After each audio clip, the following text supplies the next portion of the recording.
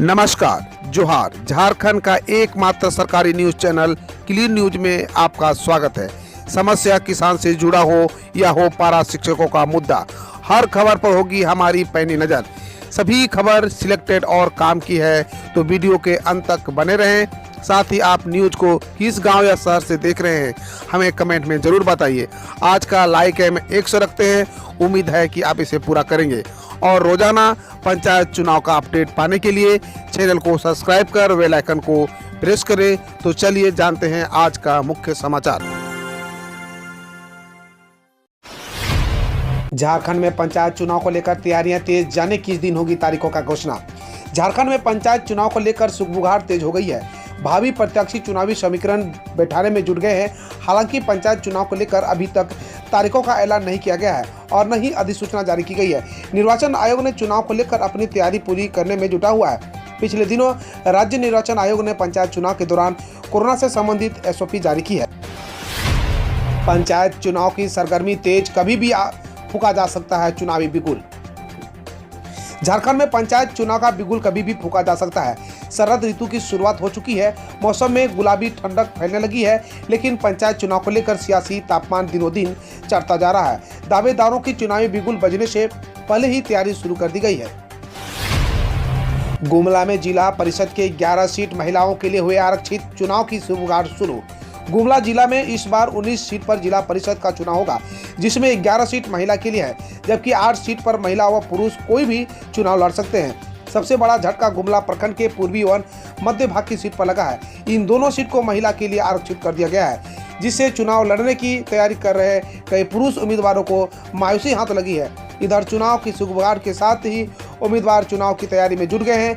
कई लोग अपनी पत्नियों को मैदान में उतारने भी लगे हैं। स्टेट लेवल टेनिस चैंपियनशिप का खिताब रांची की मनीषा के नाम।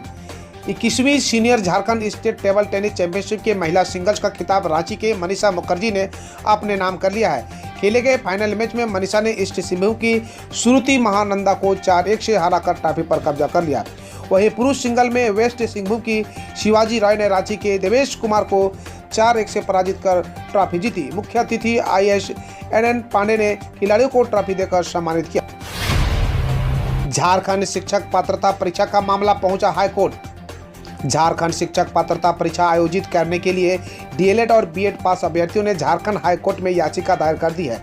झारखंड में पिछले 5 साल से JTET परीक्षा का आयोजन नहीं हुआ है, जिससे लाखों शिक्षक प्रशिक्षक प्राप्त अभ्यर्थी प्रभावित है। DLED BEd पास अभ्यर्थियों के नेतृत्वकर्ता महिपाल महतो ने कहा कि DLED और BEd पास अभ्यर्थी इतने लंबे समय से टेट का आयोजन नहीं होने से बेरोजगार पड़े हैं। झारखंड के मंत्री चंपई सोरेन के निर्देश की अनदेखी, गरीब परिवार दिल्ली से खुद लाया बिटिया का शव, हत्या की आशंका। झारखंड के गुमला जिले के जारी थाना के पुलुंग गांव की प्रीति तिर्की के शव को शनिवार को दिल्ली से गुमला लाया गया। परिजन व गांव के लोगों ने नम आंखों से प्रीति को दफनाया। प्रीति ने दिल्ली के रजौली में आत्महत्या कर ली थी। परिजन गरीब के कारण शव लाने में असमर्थ था। खबर में छपने के बाद झारखंड के मंत्री चंपई सोरेन ने गुमला जिला प्रशासन को प्रीति के शव को दिल्ली से गुमला लाने का निर्देश दिया था, लेकिन प्रशासन ने अनदेखी कर दी। आखिरकार परिजनों ने पैसे का जुगाड़ कर शव को दिल्ली से लाकर दफनाया। मृतका के परिजनों ने हत्या की आशंका जाहिर करते हुए जांच की मांग की है। झारखंड पुलिस का हाल बेहाल, एक पद भरता है तो दूसरा हो जाता है खाली। किसी भी राज्य के लिए उसकी पुलिस फोर्स सबसे अहम होती है, लेकिन झारखंड एक ऐसा राज्य है जहां झारखंड पुलिस में एक पद भरता है तो दूसरा पद खाली हो जाता है। वर्तमान में हालत यह है कि स्पेशल ब्रांच के ADG मुरारी लाल बीना को ADG मुख्यालय बनाया गया, तो स्पेशल ब्रांच ADG का पद खाली हो गया। लंबे समय से खाली चल रहे धनबाद ग्रामीण SP पद के पर रेशमा रेमेशन को पदस्थापित किया गया, तो रांची CCR DSP का पद खाली हो गया। कुश्ती प्रतियोगिता में भाग लेने के लिए 9 पहलवान खरसवां रवाना। सरायकेला खरसवा में झारखंड राज्य कुश्ती संघ द्वारा आयोजित 22वें सीनियर झारखंड राज्य स्तरीय महिला एवं पुरुष कुश्ती प्रतियोगिता में भाग लेने के लिए सिमडेगा जिला की 3 महिला सहित कुल 9 पहलवान रविवार को सरायकेला खरसवा रवाना हो गए। कुश्ती संघ के अध्यक्ष मनोज कोनबेगी, सचिव कमलेश मांझी ने सभी खिलाड़ियों को जीत की शुभकामनाएं देकर बस के माध्यम से सरायकेला खरसवा के लिए रवाना किया। कुश्ती प्रतियोगिता में भाग लेने वाली महिला पहलवान सरस्वती कुमारी, अंशुल अकड़ा और ईशा खुजरू है। वहीं पुरुष वर्ग में सोनू नायक, संदीप केरकेट्टा, रघुनाथ मांझी, सुधांशु कुमार पंडा, रंजीत कुमार और सुनील कुमार है। आदिवासी नृत्य महोत्सव का रंगारंग समापन। झारखंड के छऊ और करसा नृत्य को पहला पुरस्कार, ओडिशा दूसरे और असम छत्तीसगढ़ तीसरे पायदान पर। झारखंड के नर्तक दलों ने दूसरे राष्ट्रीय आदिवासी नृत्य महोत्सव का पहला पुरस्कार जीता है। रायपुर के साइंस कॉलेज मैदान में आयोजित महोत्सव के समापन समारोह में मुख्यमंत्री भूपेश बघेल ने विजेता नर्तक दलों को 5-5 लाख रुपए की पुरस्कार राशि, प्रशस्ति पत्र और स्मृति चिन्ह से सम्मानित किया। झारखंड के करसा नृत्य को विवाह के अवसर पर किए जाने वाले नृत्य श्रेणी में पहला स्थान मिला। इस श्रेणी में दूसरा पुरस्कार ओडिशा के धप नृत्य को मिला। तीसरा पुरस्कार असम के कार्बी तिवा नर्तक दल को मिला। पारंपरिक त्योहार के लिए जाने वाले नृत्य की श्रेणी में झारखंड के छऊ नृत्य दल ने पहला स्थान पाया।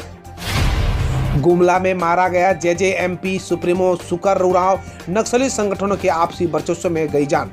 सुकर उरांव की मौत कैसे हुई, इसकी आधिकारिक जानकारी नहीं मिल पाई है। हालांकि माओवादियों की ओर से कुछ दिन पहले ही पोस्टर छोड़कर जेजेएमपी सुप्रीमो सुकर राव समेत 4 लोगों को सजा देने का ऐलान किया गया था।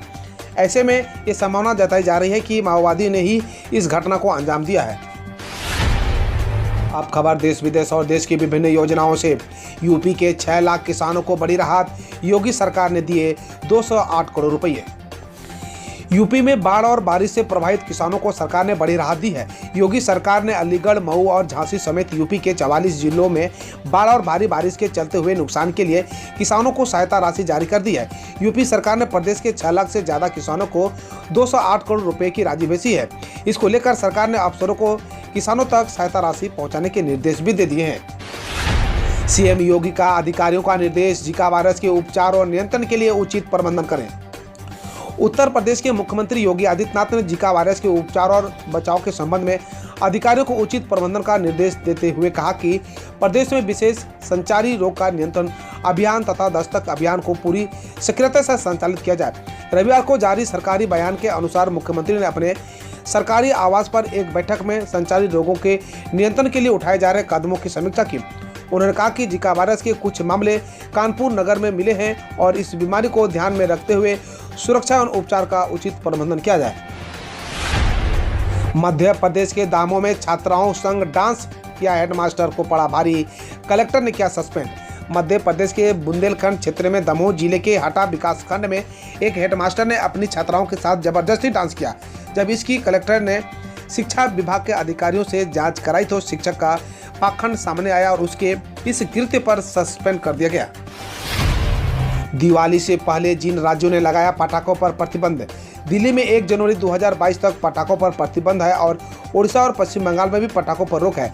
पंजाब में दिवाली और गुरु पर्व पर 2-2 घंटे के लिए ग्रीन पटाखे फोड़ने और हरियाणा और राजस्थान में एनसीआर क्षेत्रों में छोड़कर बाकी जिलों में ग्रीन पटाखे फोड़ने की अनुमति है। बिहार में 4 जिलों में पटाखों पर प्रतिबंध है। उत्तराखंड के चक्राता में वाहन खाई में गिरा, 13 लोगों की मौत, 4 घायल। अधिकारियों ने बताया कि देहरादून के चक्राता में रविवार को एक वाहन के खाई में गिरने से उनमें सवार कम से कम 13 लोगों की मौत हो गई व 4 लोग घायल हो गए।